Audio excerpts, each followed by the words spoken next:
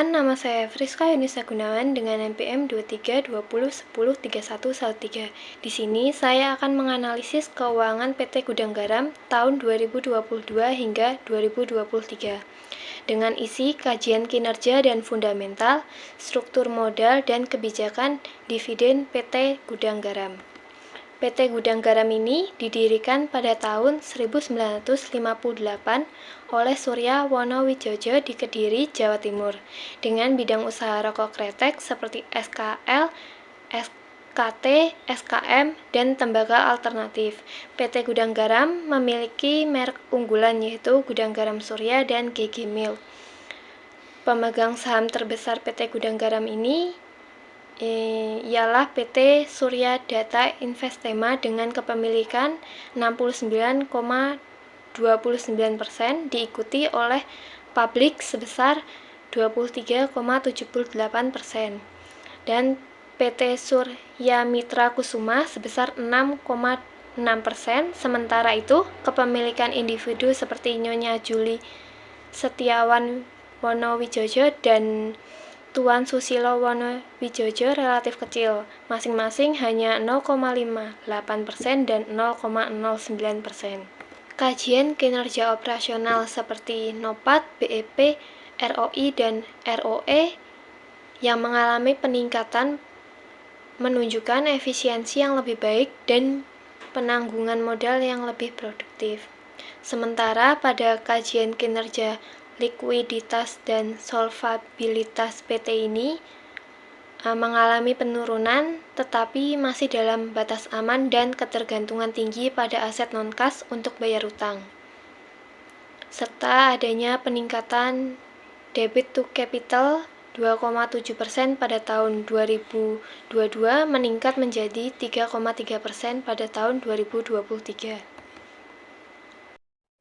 Lalu pada kajian kinerja manajemen aset PT ini mengalami penurunan pada inventory turnover, yaitu pada tahun 2022 2,39 kali menurun menjadi 2,22 kali pada tahun 2023, menunjukkan resiko overstock tetapi penagihan piutang semakin efisien.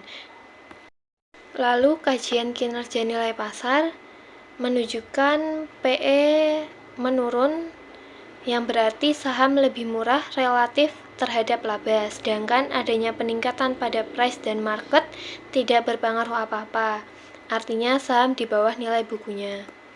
Pada struktur modal PT Gudang Garam, kebijakan jangka panjang PT Gudang Garam ini digunakan rasio debit to capital rasio dengan rasio tahun 2022 hanya sebesar 2,7% dari utang jangka panjang.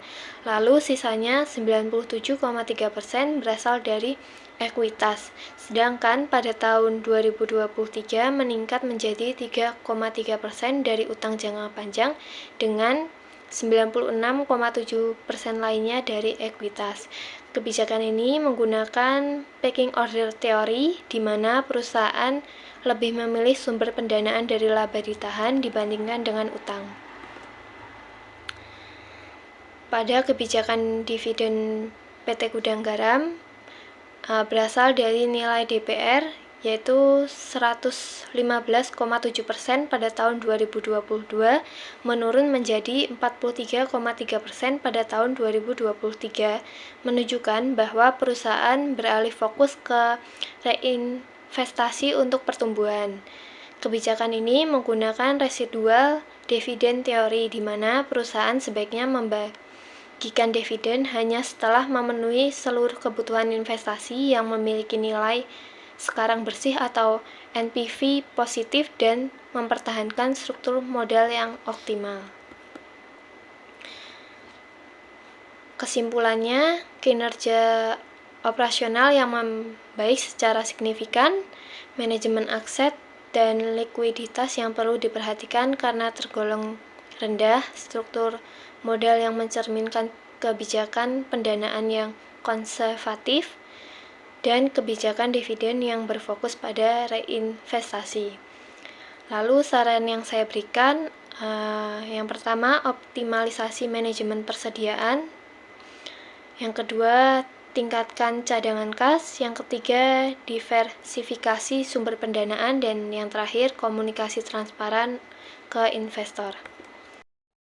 Sekian analisis keuangan PT Gudang Garam dari saya. Apabila ada kesalahan, saya mohon maaf.